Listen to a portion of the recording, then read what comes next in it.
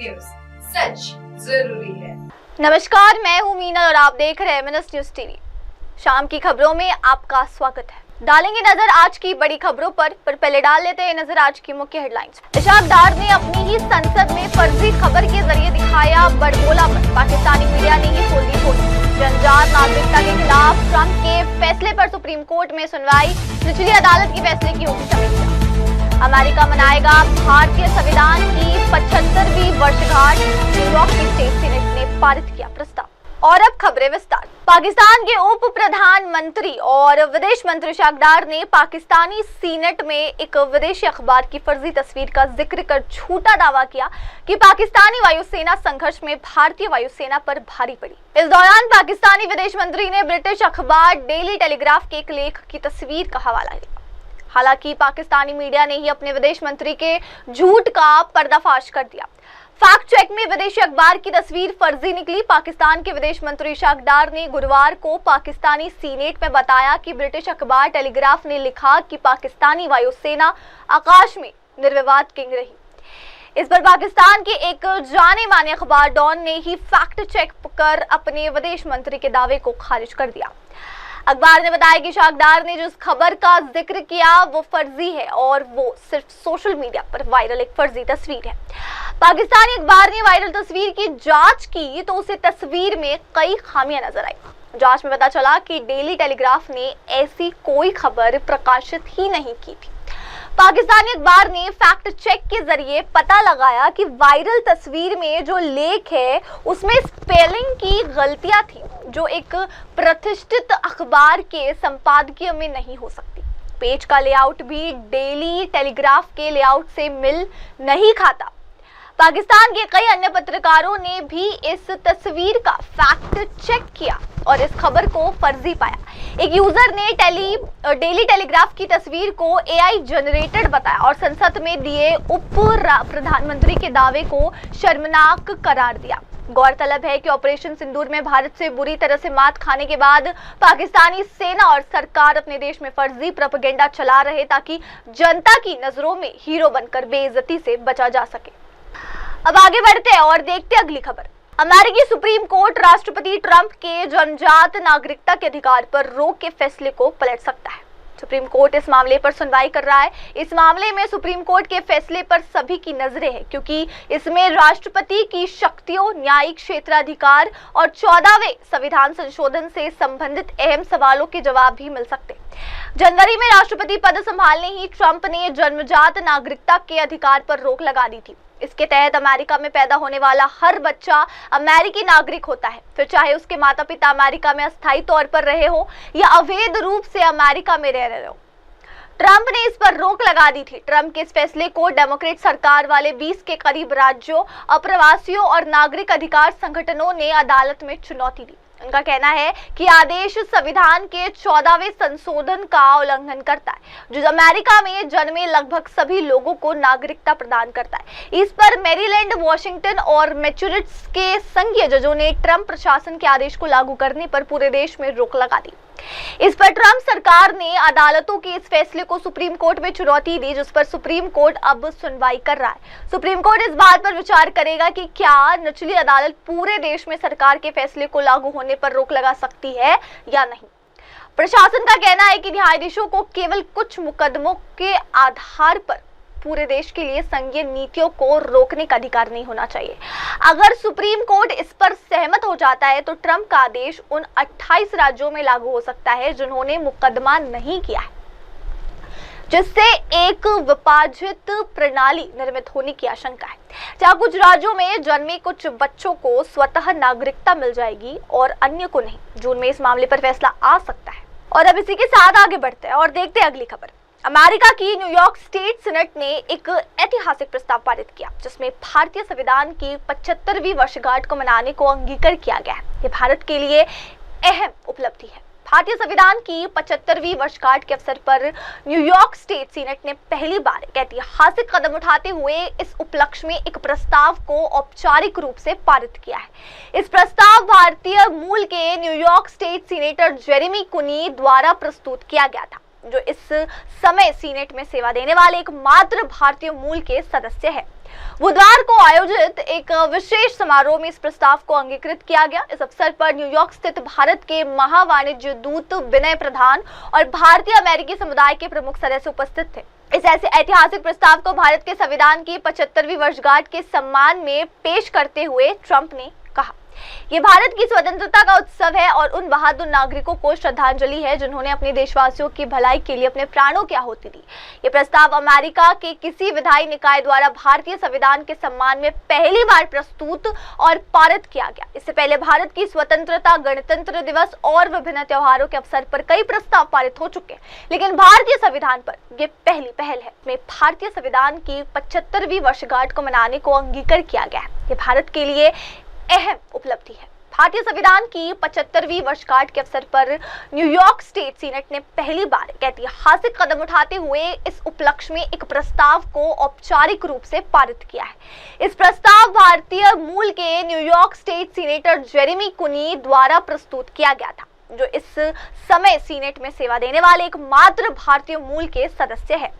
बुधवार को आयोजित एक विशेष समारोह में इस प्रस्ताव को अंगीकृत किया गया। इस अवसर पर न्यूयॉर्क स्थित भारत के महावाणिज्य दूत विनय प्रधान और भारतीय अमेरिकी समुदाय के प्रमुख सदस्य उपस्थित थे। इस ऐसे ऐतिहासिक प्रस्ताव को भारत के संविधान की 75वीं वर्षगांठ के सम्मान में पेश करते हुए ट्रंप ने कहा, ये भारत की स्वतंत्रता का उत्सव है और उन बहादुर नागरिकों को श्रद्धांजलि है जिन्होंने अपने देशवासियों की भलाई के लिए अपने प्राणों की आहुति दी। ये प्रस्ताव अमेरिका के किसी विधायी निकाय द्वारा भारतीय संविधान के सम्मान में पहली बार प्रस्तुत और पारित किया गया। इससे पहले भारत की स्वतंत्रता, गणतंत्र दिवस और विभिन्न त्योहारों के अवसर पर कई प्रस्ताव पारित हो चुके हैं, लेकिन भारतीय संविधान पर यह पहली पहल है। अब आगे बढ़ते हुए देखते हमारी अगली खबर को। पाकिस्तान पर अमेरिकी प्रशासन का रुख इस बार इतना लचीला क्यों है? इस रहस्य से पर्दा उठ गया है। पाकिस्तान के आर्मी चीफ असीम मुनीर और अमेरिकी राष्ट्रपति डोनाल्ड ट्रंप के परिवार से जुड़ी एक सीक्रेट डील को इसकी वजह माना जा रहा है। लिहाजा ट्रंप 1 और ट्रंप 2 के कार्यालय में पाकिस्तान के प्रति रवैये में जमीन आसमान का फर्क है। अमेरिका आजकल पाकिस्तान पर इतना मेहरबान क्यों है, ये सोचकर आप ही नहीं हर कोई हैरान है, मगर अब इसकी कलई खुल गई है। पाकिस्तान पर अमेरिका की बड़ी मेहरबानी की वजह पाक आर्मी चीफ असीम मुनीर और अमेरिकी राष्ट्रपति डोनाल्ड ट्रंप से जुड़ी एक सीक्रेट डील है। अब इस सीक्रेट डील से पर्दा उठ चुका है। इस डील के बारे में जानकर आप ही चौंक जाएंगे, मगर इसे समझने के बाद आप आसानी से जान जाएंगे कि पाकिस्तान पर अमेरिका इस बार इतना अधिक उदार क्यों बना है। तो आइए पाकिस्तान आर्मी चीफ असीम मुनीर और अमेरिकी राष्ट्रपति डोनाल्ड ट्रंप से जुड़ी इस सीक्रेट डील का पर्दाफाश करते हैं। टाइम्स ऑफ इंडिया की एक रिपोर्ट के अनुसार अमेरिका की एक निजी क्रिप्टो करेंसी कंपनी और पाकिस्तान की एक महज महीने पुरानी गठित क्रिप्टो काउंसिल के बीच एक बड़ा सौदा हुआ था। पाकिस्तान में हुआ ये नया सौदा राष्ट्रपति डोनाल्ड ट्रंप के परिवार और पाकिस्तान के सेना प्रमुख असीम मुनीर से जुड़ा हुआ है, जो कि अब जांच के घेरे में आ गया है। इस सौदे में कई उच्च प्रोफाइल व्यक्तियों की संलिप्तता देखी गई। ये कंपनी वर्ल्ड लिबर्टी फाइनेंशियल है, जो कि अमेरिकी राष्ट्रपति डोनाल्ड ट्रंप के परिवार से जुड़ी हुई है। अब आगे बढ़ते हुए देखते अगली खबर।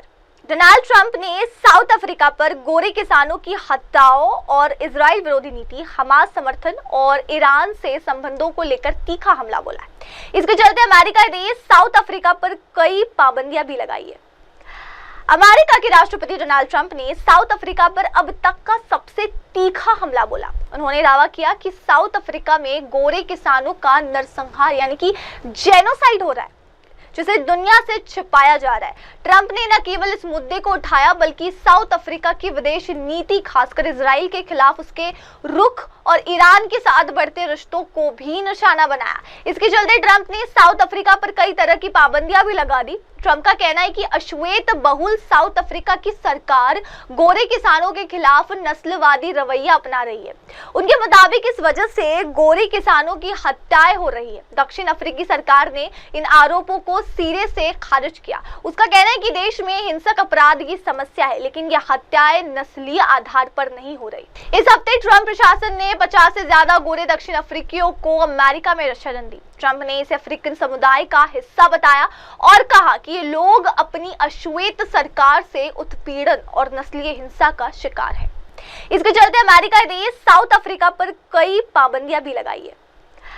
अमेरिका के राष्ट्रपति डोनाल्ड ट्रंप ने साउथ अफ्रीका पर अब तक का सबसे तीखा हमला बोला। उन्होंने दावा किया कि साउथ अफ्रीका में गोरे किसानों का नरसंहार यानी कि जेनोसाइड हो रहा है, जिसे दुनिया से छिपाया जा रहा है। ट्रंप ने न केवल इस मुद्दे को उठाया बल्कि साउथ अफ्रीका की विदेश नीति, खासकर इजराइल के खिलाफ उसके रुख और ईरान के साथ बढ़ते रिश्तों को भी निशाना बनाया। इसके चलते ट्रंप ने साउथ अफ्रीका पर कई तरह की पाबंदियां भी लगा दी। ट्रंप का कहना है कि अश्वेत बहुल साउथ अफ्रीका की सरकार गोरे किसानों के खिलाफ नस्लवादी रवैया अपना रही है। उनके मुताबिक इस वजह से गोरे किसानों की हत्याएं हो रही है। दक्षिण अफ्रीकी सरकार ने इन आरोपों को सिरे से खारिज किया। उसका कहना है कि देश में हिंसक अपराध की समस्या है, लेकिन यह हत्याएं नस्लीय आधार पर नहीं हो रही। इस हफ्ते ट्रंप प्रशासन ने 50 से ज्यादा गोरे दक्षिण अफ्रीकियों को अमेरिका में शरण दी। ट्रंप ने इसे अफ्रीकन समुदाय का हिस्सा बताया और कहा कि ये लोग अपनी अश्वेत सरकार से उत्पीड़न और नस्लीय हिंसा का शिकार है। इसके चलते अमेरिका ने साउथ अफ्रीका पर कई पाबंदियां भी लगाई है। अमेरिका के राष्ट्रपति डोनाल्ड ट्रंप ने साउथ अफ्रीका पर अब तक का सबसे तीखा हमला बोला। उन्होंने दावा किया कि साउथ अफ्रीका में गोरे किसानों का नरसंहार यानी कि जेनोसाइड हो रहा है, जिसे दुनिया से छिपाया जा रहा है। ट्रंप ने न केवल इस मुद्दे को उठाया बल्कि साउथ अफ्रीका की विदेश नीति, खासकर इजराइल के खिलाफ उसके रुख और ईरान के साथ बढ़ते रिश्तों को भी निशाना बनाया। इसके चलते ट्रंप ने साउथ अफ्रीका पर कई तरह की पाबंदियां भी लगा दी। ट्रंप का कहना है कि अश्वेत बहुल साउथ अफ्रीका की सरकार गोरे किसानों के खिलाफ नस्लवादी रवैया अपना रही है। उनके मुताबिक इस वजह से गोरे किसानों की हत्याएं हो रही है। दक्षिण अफ्रीकी सरकार ने इन आरोपों को सिरे से खारिज किया। उसका कहना है कि देश में हिंसक अपराध की समस्या है, लेकिन यह हत्याएं नस्लीय आधार पर नहीं हो रही। इस हफ्ते ट्रंप प्रशासन ने 50 से ज्यादा गोरे दक्षिण अफ्रीकियों को अमेरिका में शरण दी। ट्रंप ने इसे अफ्रीकन समुदाय का हिस्सा बताया और कहा कि ये लोग अपनी अश्वेत सरकार से उत्पीड़न और नस्लीय हिंसा का शिकार है। अब इसी के साथ आगे बढ़ते और डालते नजर अगली खबर पर। पहलगाम आतंकी हमले के बाद भारत के एक्शन से पाकिस्तान सदमे में आ गया। अब पाकिस्तान पीएम शहबाज शरीफ को शांति की याद आई है। उन्होंने भारत से बातचीत की पेशकश की है।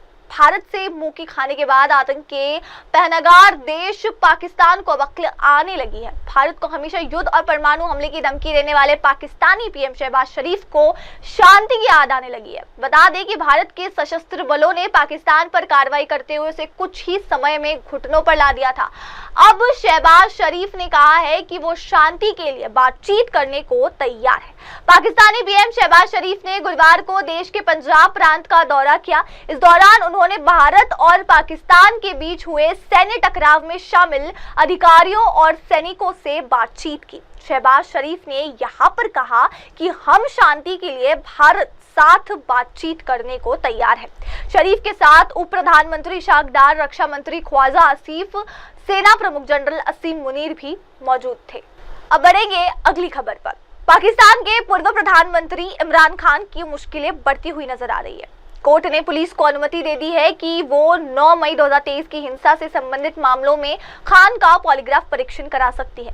पाकिस्तान के पूर्व प्रधानमंत्री इमरान खान बड़ी मुश्किल में घिरते हुए नजर आ रहे हैं। आतंकवाद निरोधक अदालत एडीसी ने 9 मई की हिंसा से संबंधित मामलों में जेल में बंद खान के पॉलीग्राफ परीक्षण यानी कि छूट का पता लगाने वाली जांच और फोटोग्रामेटिक परीक्षण, चेहरे और आवाज का विश्लेषण करने की अनुमति पुलिस को दे दी है। खान के खिलाफ 12 आतंकवाद मामलों के लिए ये परीक्षण किए जाएंगे। ये मामले 9 मई 2023 को इमरान खान की गिरफ्तारी के बाद भड़के हिंसक विरोध प्रदर्शनों से संबंधित है। अदालत के एक अधिकारी ने बृहस्पतिवार को कहा। एडीसी प्रथम न्यायाधीश मंजर अली गिल ने बुधवार को अभियोजन पक्ष के अनुरोध को स्वीकार कर लिया और लाहौर कोर कमांडर हाउस पर हमले सहित 12 आतंकवाद मामलों में रावलपिंडी की अडियाला जेल में बंद इमरान खान की 12 दिनों के भीतर पॉलीग्राफ और फोटोग्रामेटिक परीक्षण करने की अनुमति पुलिस को दे दी। कोर्ट ने पुलिस को अनुमति दे दी है कि वो 9 मई 2023 की हिंसा से संबंधित मामलों में खान का पॉलीग्राफ परीक्षण करा सकती है। पाकिस्तान के पूर्व प्रधानमंत्री इमरान खान बड़ी मुश्किल में घिरते हुए नजर आ रहे हैं। आतंकवाद निरोधक अदालत एडीसी ने 9 मई की हिंसा से संबंधित मामलों में जेल में बंद खान के पॉलीग्राफ परीक्षण यानी कि छूट का पता लगाने वाली जांच और फोटोग्रामेटिक परीक्षण, चेहरे और आवाज का विश्लेषण करने की अनुमति पुलिस को दे दी है। खान के खिलाफ 12 आतंकवाद मामलों के लिए ये परीक्षण किए जाएंगे। ये मामले 9 मई 2023 को इमरान खान की गिरफ्तारी के बाद भड़के हिंसक विरोध प्रदर्शनों से संबंधित है। अदालत के एक अधिकारी ने बृहस्पतिवार को कहा, एडीसी प्रथम न्यायाधीश मंजर अली गिल ने बुधवार को अभियोजन पक्ष के अनुरोध को स्वीकार कर लिया और लाहौर कोर कमांडर हाउस पर हमले सहित 12 आतंकवाद मामलों में रावलपिंडी की अडियाला जेल में बंद इमरान खान की 12 दिनों के भीतर पॉलीग्राफ और फोटोग्रामेटिक परीक्षण करने की अनुमति पुलिस को दे दी। अब इसी के साथ बढ़ते अगली खबर पर। रूस और यूक्रेन के बीच संघर्ष विराम को लेकर स्पष्ट तस्वीर नजर नहीं आ रही है। इस बीच सेलेंस्की ने कहा कि ट्रंप को ये दिखाने के लिए कि यूक्रेन युद्ध को समाप्त करना चाहते हैं, वो बैठक के लिए अपने अधिकारियों को अंकारा से इस्तांबुल भेजने को तैयार हुए। यूक्रेन के राष्ट्रपति व्लादिमीर जेलेंस्की ने बृहस्पतिवार को कहा कि वो 2022 में रूस के हमलों के बाद रूसी प्रतिनिधिमंडल के साथ पहली सीधी शांति वार्ता के लिए रक्षा मंत्री के नेतृत्व में एक प्रतिनिधिमंडल को तुर्की के शहर इस्तांबुल भेज रहे हैं। जेलेंस्की ने यह रूसी राष्ट्रपति व्लादिमीर पुतिन द्वारा तुर्की में उनके साथ आमने सामने की बैठक से दूर रहने के बाद उठाया, जिसका प्रस्ताव यूक्रेनी नेता ने पिछले सप्ताहांत कूटनीतिक कोशिशों के तहत दिया था। जेलेंस्की ने तुर्की की राजधानी अंकारा में आयोजित प्रेस कॉन्फ्रेंस में कहा कि रूसी प्रतिनिधिमंडल में कोई भी ऐसा व्यक्ति शामिल नहीं है जो वास्तव में निर्णय लेता हो। जेलेंस्की ने कहा कि अमेरिकी राष्ट्रपति डोनाल्ड ट्रंप को यह दिखाने के लिए कि यूक्रेन 3 साल पुराने युद्ध को समाप्त करना चाहता है, वो बैठक के लिए अपने अधिकारियों को अंकारा से इस्तांबुल भेजने को तैयार हुए। उन्होंने कहा कि यूक्रेन के प्रतिनिधिमंडल का नेतृत्व रक्षा मंत्री रुस्तम उमरोव करेंगे और इसका उद्देश्य युद्ध को समाप्त करने की दिशा से कम पहला कदम उठाने का प्रयास करना है, अर्थात युद्ध विराम। अब देखते हैं अगली खबर। भारत के विदेश मंत्री एस जयशंकर ने अफगानिस्तान के विदेश मंत्री आमिर खान मुत्तकी से फोन पर बात की। जयशंकर ने कहा कि उन्होंने पहलगाम आतंकी हमले की निंदा करने के लिए मुत्तकी का आभार जताया है। पहलगाम में आतंकी हमले के बाद भारत और पाकिस्तान के बीच तनाव बढ़ चुका है। इस बीच विदेश मंत्री एस जयशंकर ने बृहस्पतिवार को अफगानिस्तान के अपने समकक्ष आमिर खान मुत्तकी से बात की। इस दौरान भारत ने अफगानिस्तान द्वारा दोनों देशों के बीच अविश्वास पैदा करके प्रयासों को दृढ़ता से खारिज किए जाने का स्वागत किया। ये बातचीत फोन पर हुई। सार्वजनिक रूप से स्वीकार की गई इस पहली फोन बातचीत में जयशंकर ने पहलगाम आतंकी हमले की मुत्तकी द्वारा की गई निंदा की भरपूर सराहना की। जयशंकर ने कहा, झूठी और निराधार रिपोर्ट के माध्यम से भारत और अफगानिस्तान के बीच अविश्वास पैदा करने के हाल के प्रयासों को उनके द्वारा दृढ़ता से खारिज किए जाने का स्वागत करता हूं।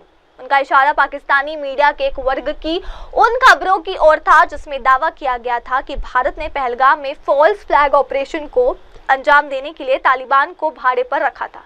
फॉल्स फ्लैग ऑपरेशन उसे कहा जाता है जहां किसी भी अभियान को अंजाम देने वाले की पहचान को पूरी तरह से छिपाया जाता है। और अब इसी के साथ आगे बढ़ते हुए देखते हैं अगली खबर। रूस के विदेश मंत्री सर्गेई लावरोव ने पश्चिमी देशों को आड़े हाथे लिया। लावरोव ने कहा है कि पश्चिमी देश भारत और चीन को एक दूसरे के खिलाफ खड़ा कर रहे हैं। रूस के विदेश मंत्री सर्गेई लावरोव ने बृहस्पतिवार को कहा कि पश्चिमी देश भारत और चीन को एक दूसरे के खिलाफ खड़ा कर रहे हैं। सरकारी समाचार एजेंसी TASS की खबर के मुताबिक लावरोव ने मॉस्को में सीमाओं के बिना सांस्कृतिक कूटनीति की भूमिका और विकास विषय पर आयोजित डिप्लोमेटिक क्लब की बैठक में ये टिप्पणी की थी। रूसी विदेश मंत्री ने कहा कि एशिया प्रशांत क्षेत्र के हालिया घटनाक्रमों पर गौर करें, जिसे पश्चिम ने अपनी नीति को स्पष्ट रूप से चीन विरोधी रुझान देने के लिए हिंद प्रशांत क्षेत्र कहना शुरू कर दिया है। इस उम्मीद के साथ भी कि इससे हमारे महान मित्रों और पड़ोसी देशों भारत और चीन के बीच टकराव पैदा किया जा सकेगा।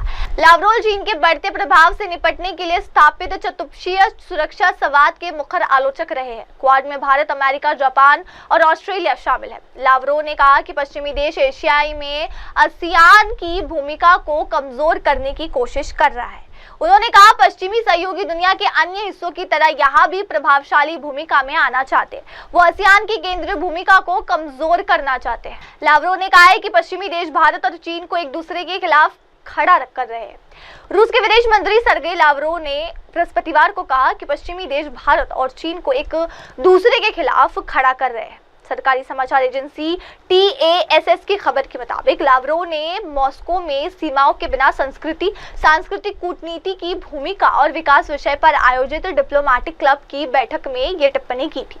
रूसी विदेश मंत्री ने कहा कि एशिया प्रशांत क्षेत्र के हालिया घटनाक्रमों पर गौर करें, जिसे पश्चिम ने अपनी नीति को स्पष्ट रूप से चीन विरोधी रुझान देने के लिए हिंद प्रशांत क्षेत्र कहना शुरू कर दिया है। इस उम्मीद के साथ भी कि इससे हमारे महान मित्रों और पड़ोसी देशों भारत और चीन के बीच टकराव पैदा किया जा सकेगा।